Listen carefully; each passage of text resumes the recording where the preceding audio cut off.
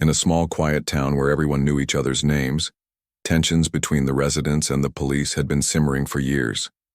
The local community often whispered about racial profiling, unnecessary stops, and aggressive behavior by certain officers.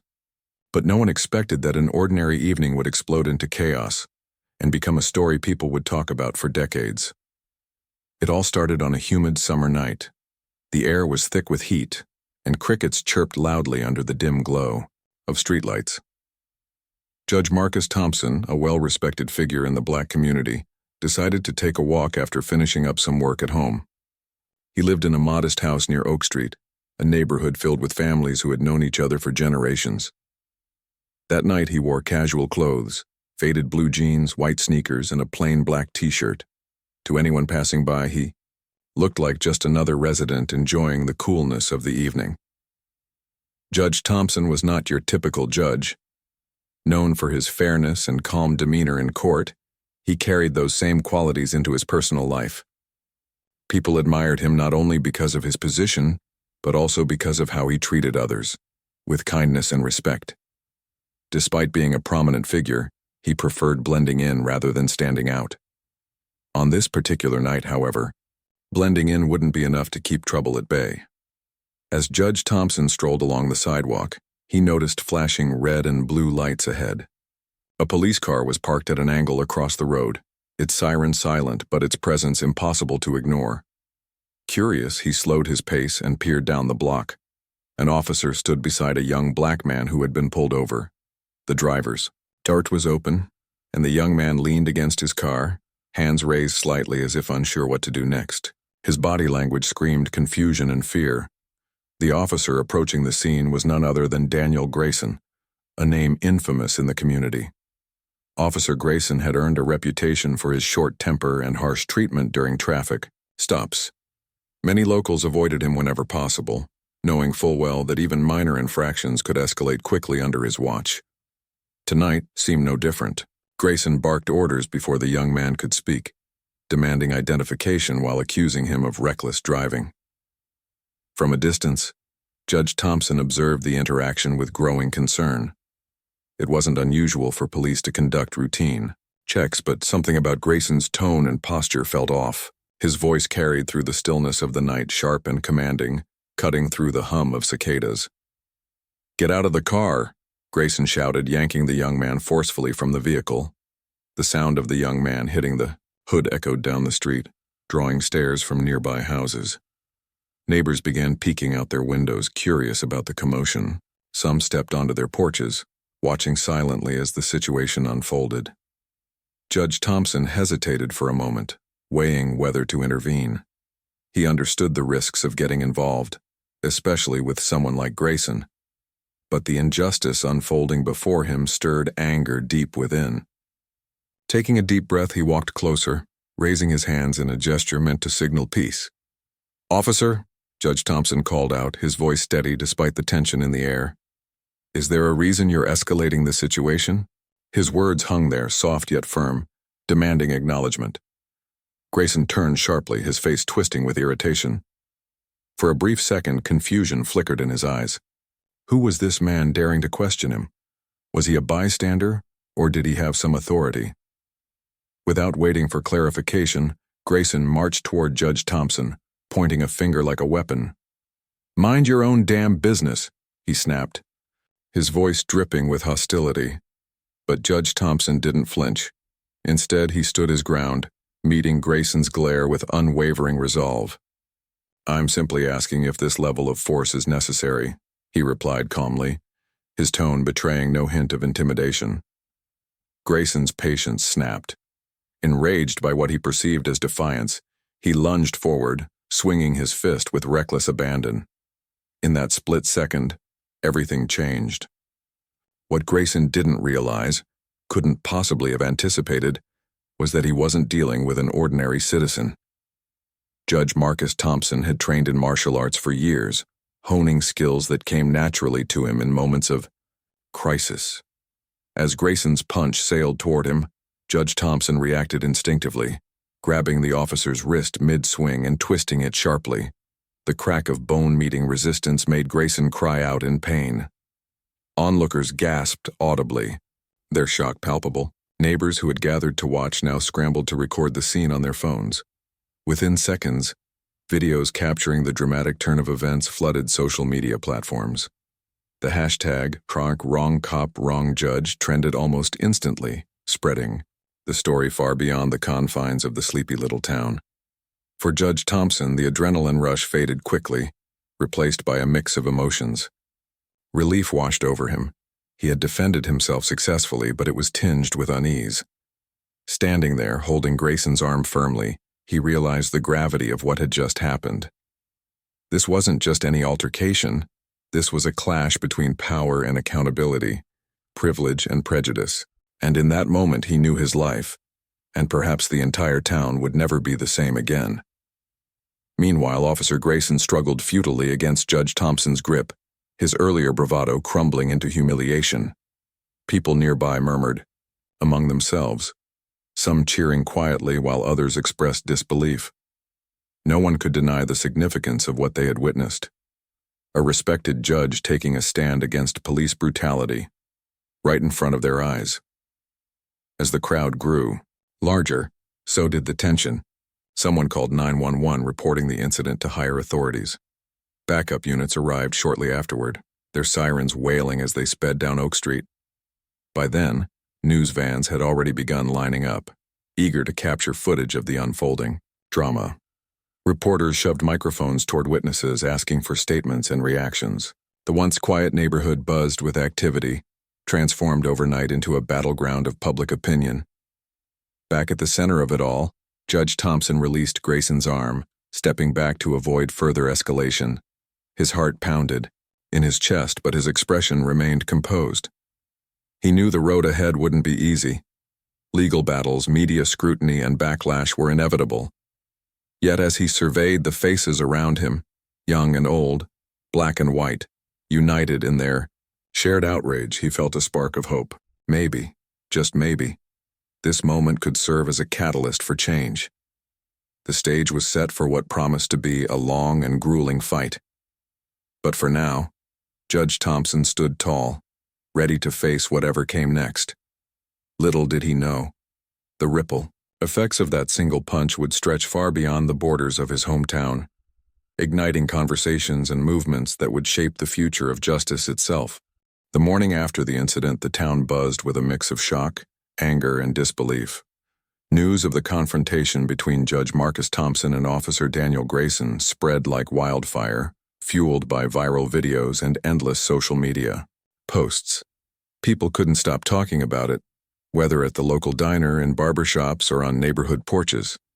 For many residents, especially those who had long felt oppressed by law enforcement, this was more than just a random altercation. It was a symbol of resistance. A rare moment when someone powerful enough to challenge authority stood up and said, "Enough." Judge Thompson woke up to a flood of messages on his phone. Friends, colleagues, and even strangers reached out to express support, or in some cases, criticism. Some praised him for standing up against police brutality, calling him a hero. Others accused him of overreacting, questioning why he hadn't simply walked away. The backlash came from unexpected places, too. A few conservative talk shows labeled him as reckless, claiming that his actions undermined respect for law enforcement. Meanwhile, hashtags like "Justice for Thompson" and "Accountability for Grayson" dominated Twitter feeds nationwide. Feeling overwhelmed, Judge Thompson sat at his kitchen table, sipping coffee while scrolling through the barrage of notifications. His wife, Sarah, placed a comforting hand on his shoulder. "You did what you thought was right," she said softly. "But now, we need to prepare ourselves. This isn't going to go away anytime soon." She was right. Overnight, their quiet lives had been turned upside down. Reporters camped outside their house, eager for a statement. Anonymous threats trickled in via email and text, warning them to stay in their lane. Despite the mounting pressure, Judge Thompson refused to let fear dictate his next steps. He knew he had acted within his rights and morally, but he also understood that fighting back wouldn't be easy. For Officer Grayson, the fallout was equally severe but far less sympathetic. Suspended without pay pending an internal investigation, he retreated to his apartment, blinds drawn and curtains shut tight. Friends stopped calling, and colleagues distanced themselves, unwilling to associate with someone embroiled in such controversy. Even his family struggled to defend him. At the police station, whispers circulated about how Grayson's recklessness had brought shame upon the department. Yet there were still pockets of loyalty. Some officers privately sympathized with Grayson, believing that he'd been set up or provoked unfairly. These sentiments simmered beneath the surface, fueling resentment toward Judge Thompson and the broader outcry against policing practices. By midday, protests erupted across the town square. Hundreds of people gathered holding signs that read, "Black Lives Matter" and "Hold Cops Accountable." Speakers took turns addressing the crowd, sharing personal stories of mistreatment at the hands of police. One woman recounted being pulled over multiple times for no apparent reason other than her race. Another man described watching his teenage son get handcuffed during a routine traffic stop. Each story added weight to the growing demand for systemic change. Protest leaders urged attendees to channel their frustration into action, signing petitions, contacting elected officials, and attending city council meetings.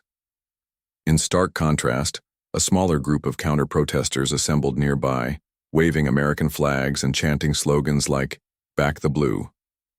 They argued that Grayson's suspension was unjustified and accused Judge Thompson of using his influence to bully an officer doing his job. Tensions flared as both sides exchanged heated words, forcing police to form barriers to prevent clashes. The scene underscored the deep divisions gripping the community, divisions that seemed almost impossible to bridge.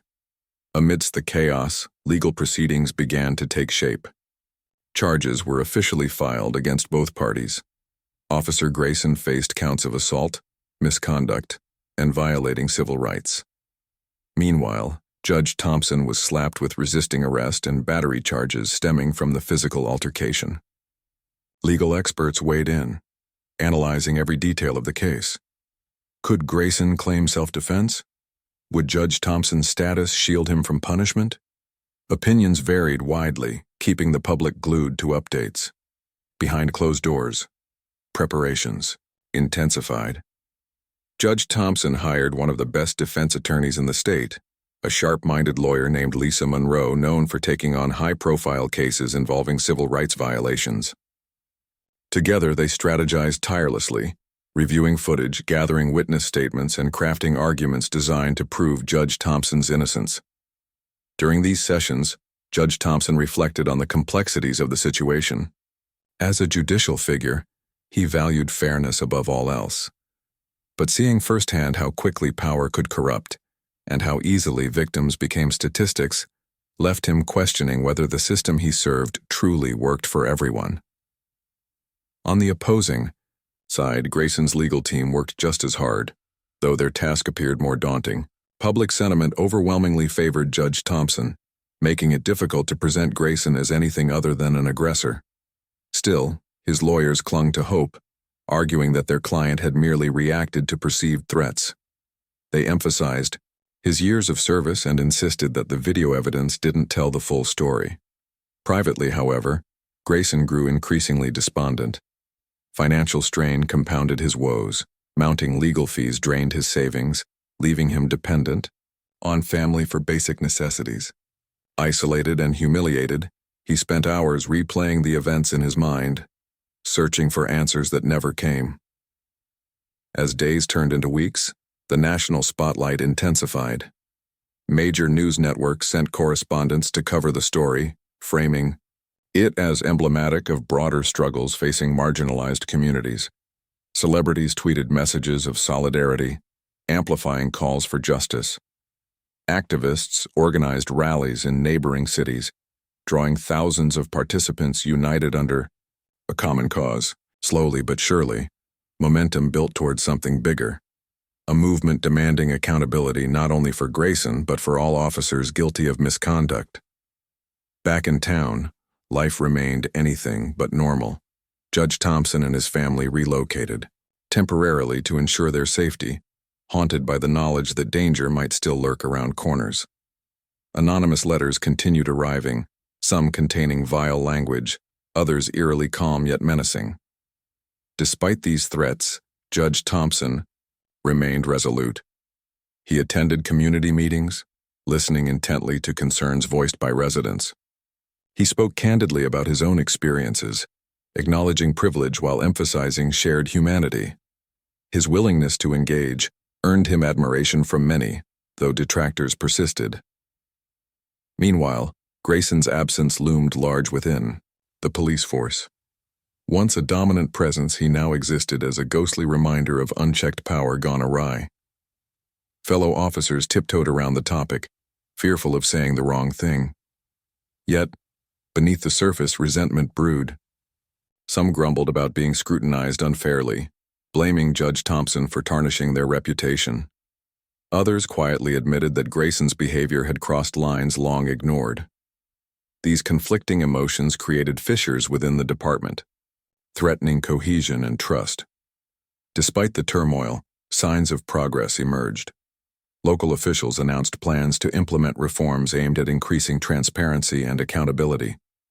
Body cameras would become mandatory for all officers, and independent oversight committees would review complaints against law enforcement. While critics argued that these measures didn't go far enough, supporters hailed them as crucial first steps toward meaningful change. Through it all, Judge Thompson carried a heavy burden. Though proud of standing up against injustice, he couldn't shake the responsibility resting on his shoulders. Every decision he made, from choosing words carefully during interviews to navigating interactions with neighbors, carried immense weight. Yet amidst the challenges, moments of clarity surfaced. Conversations with young activists reminded him of the importance of perseverance. Stories shared by survivors of police violence reinforced his belief in the necessity of reform. And quiet, evenings spent with Sarah provided solace, grounding him in love and purpose. As the calendar flipped to the next month, anticipation mounted. Court dates approached, promising drama and intrigue. Both sides braced for battle, knowing that outcomes would reverberate far beyond the courtroom walls. For Judge Thompson, vindication meant more than clearing his name. It represented validation of principles he held dear. For Grayson, exoneration offered a chance to reclaim dignity lost in the court of public opinion. And for the town itself, resolution signaled either healing or further division. No matter the verdict, one truth remained undeniable. The events of that fateful night had ignited a firestorm impossible to extinguish. Conversations sparked by Judge Thompson's courage rippled outward, inspiring reflection and action. Whether viewed as a triumph of justice or a cautionary tale, the story served as a mirror reflecting society's strengths and flaws. And perhaps, just perhaps, it marked the beginning of a journey toward reconciliation. One step closer to a world where accountability wasn't an exception, but the rule. The courtroom was packed to capacity on the day of the trial. Reporters with cameras jostled for space in the gallery, their lenses trained on every movement. Families of both Judge Marcus Thompson and Officer Daniel Grayson sat in separate corners, their faces tense with anticipation. The air buzzed with whispered conversations punctuated by the occasional cough or shuffle of feet. Outside, protesters from opposing sides gathered, holding signs and chanting slogans that echoed faintly through the courthouse windows. Inside, however, all eyes were fixed on the judge's bench, where Judge Linda Harper, a stern but fair jurist, presided over the proceedings. Opening statements set the tone for what promised to be a dramatic showdown. The prosecution painted Officer Grayson as a reckless bully who abused his authority, singling out black individuals for harsh treatment under the guise of enforcing the law. They argued that his aggressive behavior during the traffic stop escalated unnecessarily, culminating in an unprovoked attack on Judge Thompson. "This case is about accountability," declared Assistant District Attorney Rachel Myers, her voice firm. "It's about ensuring that those sworn to protect us are held to the same standards they enforce." In stark contrast, Grayson's defense attorney Michael Reynolds portrayed Judge Thompson as an arrogant elitist who undermined law enforcement. He claimed that Grayson acted in self-defense after being provoked by Thompson's interference. "My client was simply doing his job when he encountered resistance," Reynolds insisted. What happened next was not an act of racism, but a response to perceived threats. His words elicited murmurs of disagreement from some spectators, while earning nods of approval from others. As testimony began, emotions ran high. Witnesses took the stand one by one, recounting events from that fateful night. First up was the young man initially pulled over by Grayson, whose name was Jamal Carter. Dressed neatly in a button-down shirt, Jamal recounted how terrified he felt when Grayson barked orders at him without explanation. "He grabbed me so hard I thought my arm would break," Jamal said, his voice trembling. "I didn't know why he was yelling at me. All I wanted was to get home safely." His account resonated deeply with many in the audience, especially those familiar with similar experiences.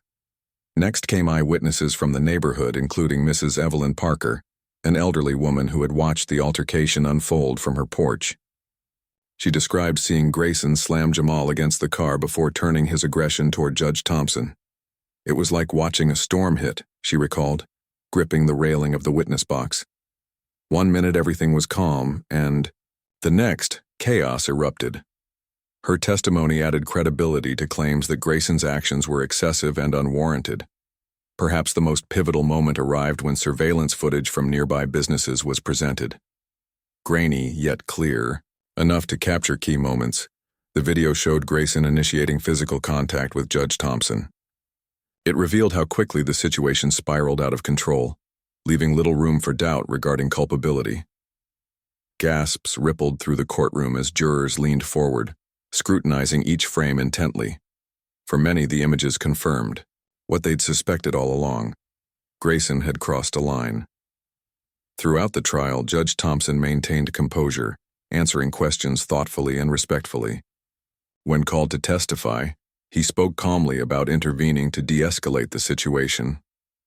"I saw a young man being treated unjustly," he explained. "As someone committed to justice, I couldn't stand idly by." His poise contrasted sharply with Grayson's increasingly erratic demeanor. On the stand, Grayson struggled to justify his actions, often contradicting himself or lashing out defensively. Jurors exchanged glances, their expressions revealing skepticism. Behind the scenes, strategic maneuvering played out between legal teams. Lisa Monroe, Judge Thompson's attorney, meticulously dismantled Grayson's narrative, exposing inconsistencies in his testimony. She highlighted training manuals and departmental guidelines that explicitly prohibited the use of excessive force. Meanwhile, Reynolds fought back fiercely, attempting to cast doubt on the reliability of witnesses and video evidence. He argued that angles distorted reality, and that context mattered more than isolated frames. Yet, despite his efforts, cracks began forming in Grayson's defense. Public opinion continued shaping outside the courtroom. Social media remained ablaze with commentary, hashtags trending daily as new developments emerged. Supporters of Judge Thompson organized rallies celebrating his courage, urging communities nationwide to demand reform. Opponents doubled down on criticism, accusing him of exploiting his position for personal gain. These polarized reactions underscored the broader societal implications of the case, transforming it into a referendum on race, power, and accountability. Amidst the legal battles, personal stakes grew higher. Judge Thompson faced mounting pressure to remain steadfast, despite anonymous threats targeting him and his family. Relocating temporarily provided temporary relief, but paranoia lingered. Simple tasks like grocery shopping became fraught with anxiety, forcing him to rely heavily on trusted friends for support. Sarah stood by him unwaveringly, reminding him daily of the importance of perseverance. Together, they navigated the emotional toll, finding solace in shared moments away from prying eyes. Grayson, meanwhile, descended further into despair. Suspended without pay and ostracized by peers, he grappled with feelings of isolation and shame. Financial burdens compounded his misery. Mounting legal fees depleted savings once earmarked for retirement. Desperate attempts to reach out to former colleagues yielded little comfort, reinforcing perceptions of abandonment. Nights stretched endlessly as sleep eluded him, haunted by memories of that fateful encounter. Friends urged him to apologize, publicly, believing contrition might salvage remnants of dignity. But pride, and perhaps denial, prevented such gestures. As closing arguments approached, tension reached fever pitch. Both sides prepared meticulously, knowing verdicts hinged on final impressions. Myers delivered a passionate plea for justice, urging jurors to consider precedent-setting ramifications. "Your decision will send a message, not just here but across the country," she emphasized. "Will we tolerate abuse of power? Or will we hold officers accountable when they fail to uphold their oath?" Her words struck chords among listeners, evoking images of systemic inequities demanding redress. Reynolds countered with equal fervor, imploring jurors to see beyond optics. "Don't let emotions cloud judgment," he cautioned. "Consider facts objectively. Remember, reasonable doubt exists for a reason." While compelling, his argument seemed less persuasive given overwhelming evidence stacked against Grayson. Finally, deliberations commenced. Jurors retreated behind closed doors, tasked with weighing conflicting testimonies and deciphering complex legal jargon. Hours stretched into days as debates raged, opinions clashing until consensus emerged painstakingly. Each vote carried weight, reflecting collective hopes and fears tied to outcomes. Outside, crowds awaited news anxiously, speculating endlessly about potential verdicts. When the foreperson finally rose to announce decisions, silence fell over the courtroom. Hearts pounded as verdicts were read aloud. Officer Grayson was found guilty on multiple counts, including assault and civil rights violations. Cheers erupted from supporters of Judge Thompson, tears streaming down cheeks as vindication washed over them. Conversely, Judge Thompson walked away acquitted, absolved of resisting arrest and battery charges. Relief flooded his features, tempered by awareness of lingering work required to address root causes fueling such incidents. For the town, resolution signaled either healing or further division. Reforms proposed earlier gained traction, bolstered by renewed determination to implement lasting changes. Body cameras became standard equipment for officers, accompanied by mandatory training sessions addressing implicit bias. Independent oversight committees formed, empowered to review complaints impartially. Though progress proved incremental, momentum sustained promise for brighter futures ahead. Yet scars remained visible. Divisions exposed throughout the trial persisted, challenging residents to confront uncomfortable truths. Conversations sparked by Judge Thompson's courage inspired reflection and action, fostering dialogue previously avoided. Whether viewed as triumph or cautionary tale, the story served as a mirror reflecting society's strengths and flaws. And perhaps, just perhaps, it marked beginnings of journeys toward reconciliation, one step closer to worlds where accountability wasn't exceptions, but rules.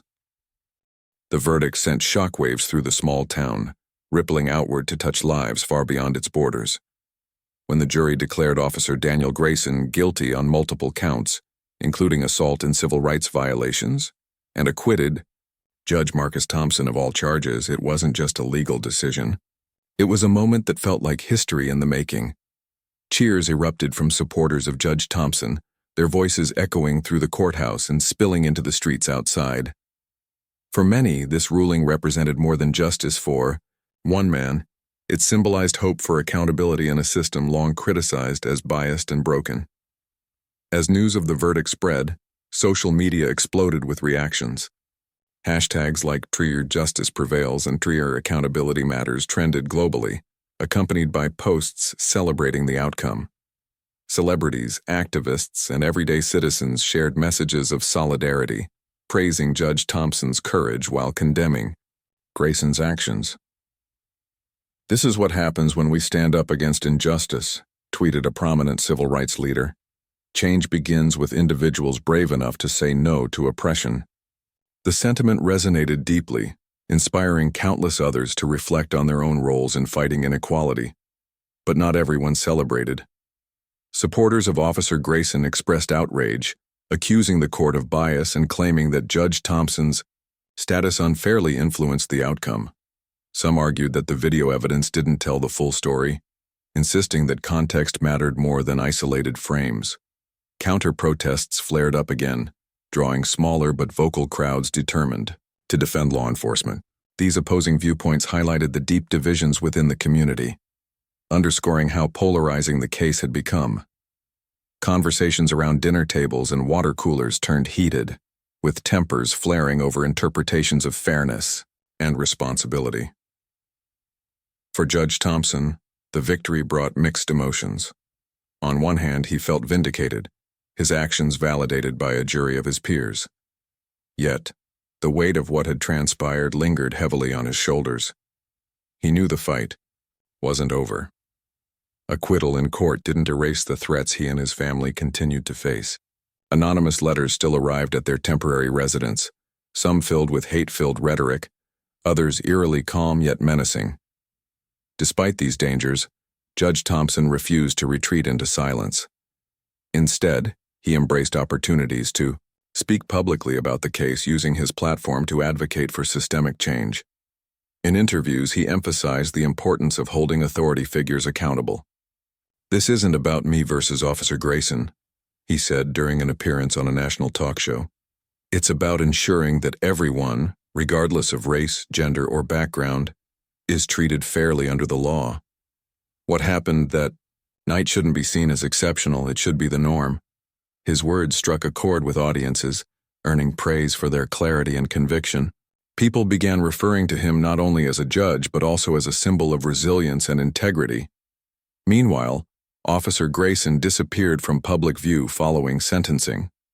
Sentenced to 3 years in prison without parole eligibility, he entered the penal system stripped of dignity and privilege. Rumors swirled about his whereabouts inside, with some speculating he faced hostility from fellow inmates aware of his crimes. Former colleagues distanced themselves further, unwilling to associate with someone labeled a disgrace to the badge. Financial ruin compounded his woes.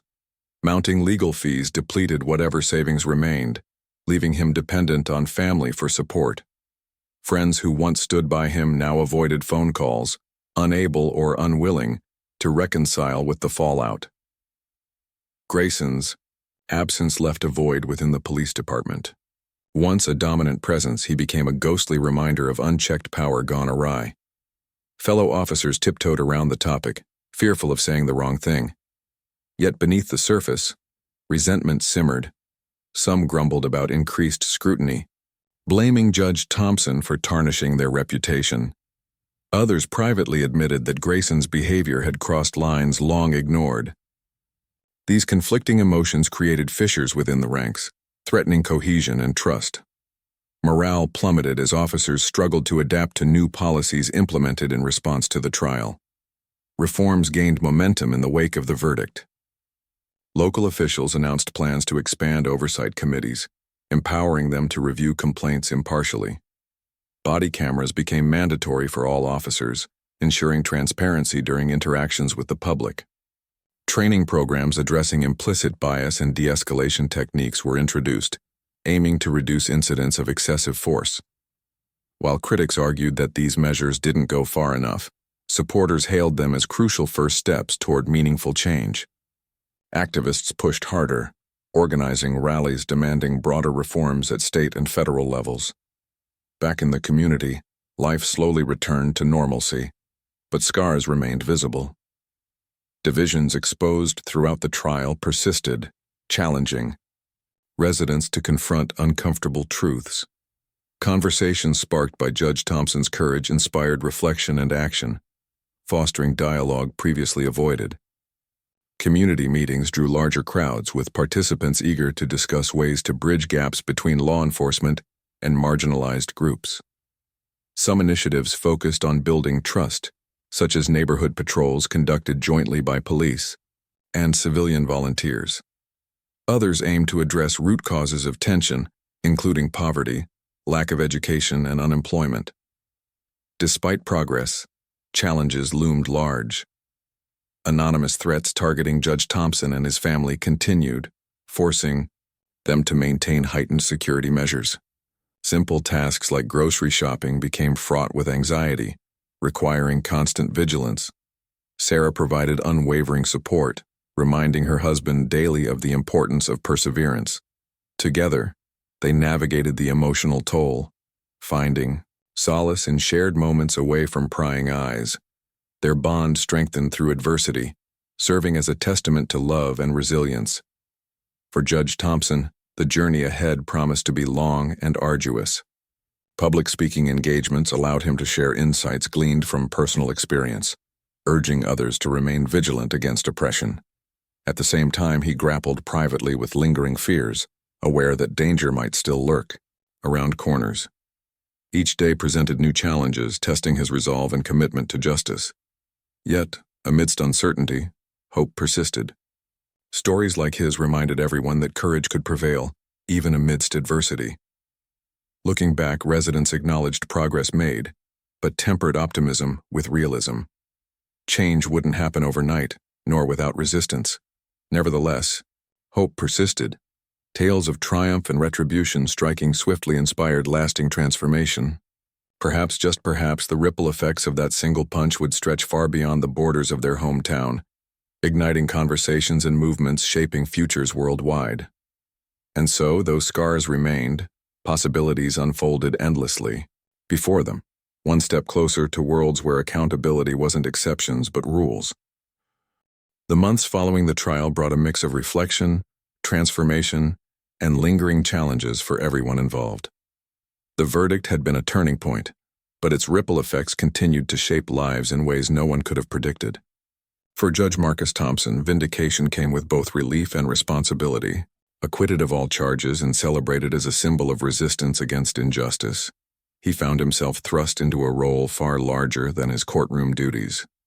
His story became a beacon of hope for many, yet it also placed him under constant scrutiny. Both, from supporters eager for change and detractors determined to undermine his legacy. Judge Thompson embraced his newfound position cautiously.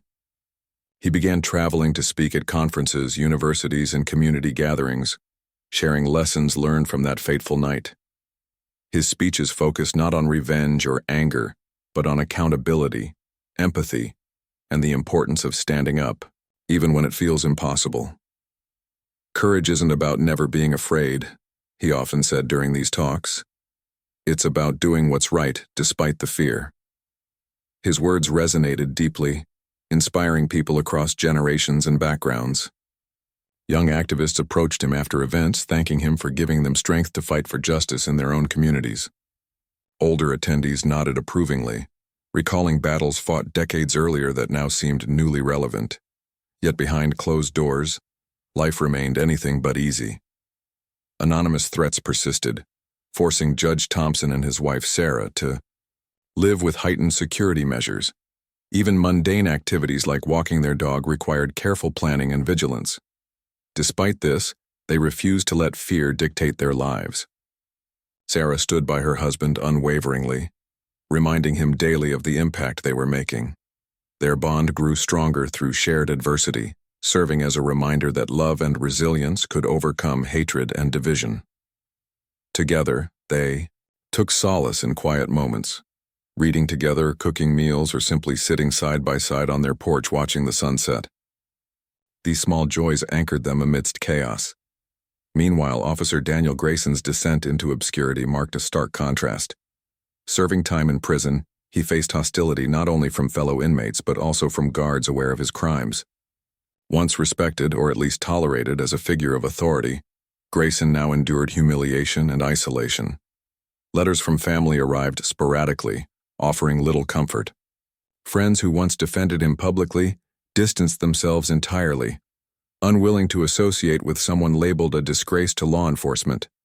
Financial struggles compounded his misery. Mounting legal fees depleted whatever savings remained, leaving him dependent on relatives for basic necessities. Nights stretched endlessly as sleep eluded him, haunted by memories of the altercation and questions about whether things might have turned out differently if he'd acted differently. Grayson's absence left a void within the police department.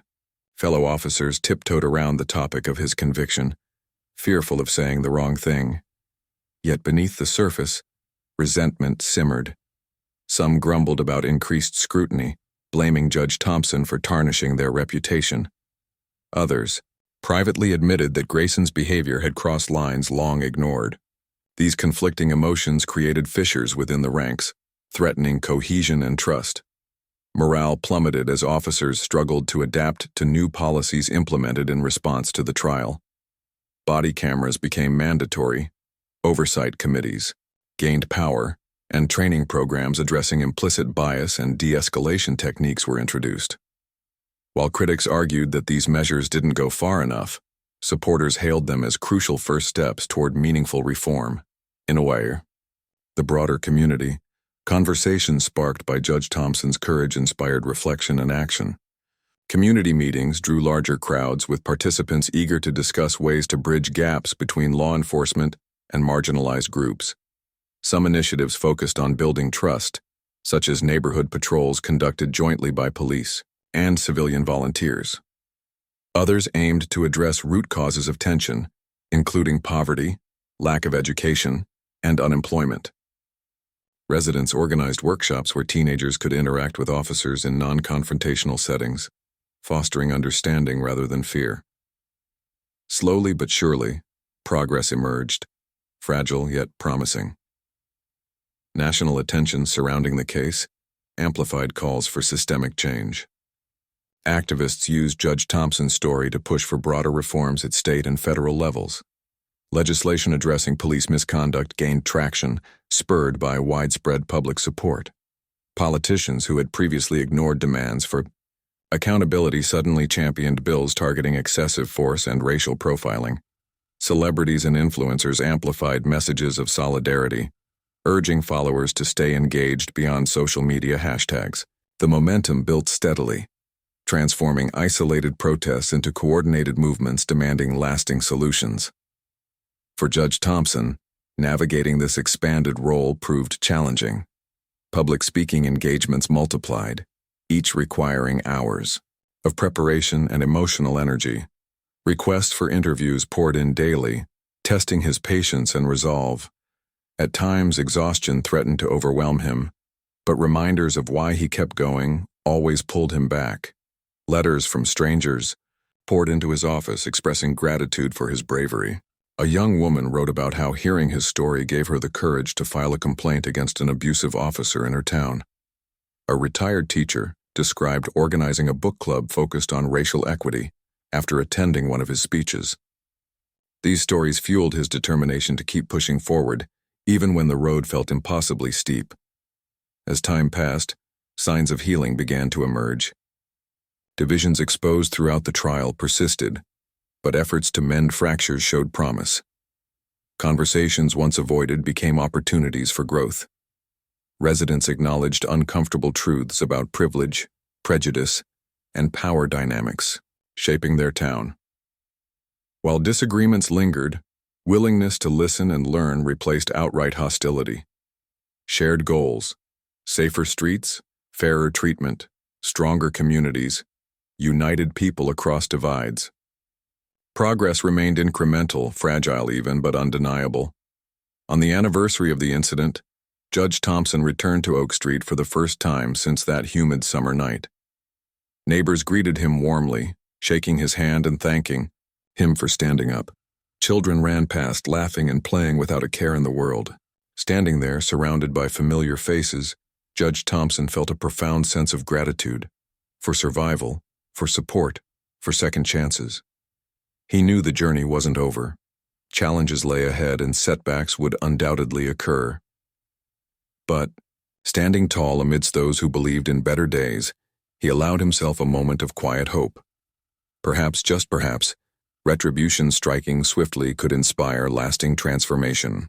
And maybe in time, accountability wouldn't be seen as an exception but as the rule, a cornerstone of justice upheld by all. As Judge Thompson walked away from Oak Street that evening, he carried with him not only memories of struggle but also visions of possibility. Change wouldn't come easily nor without resistance, but step by step, heart by heart, it moved closer toward a future brighter than the past.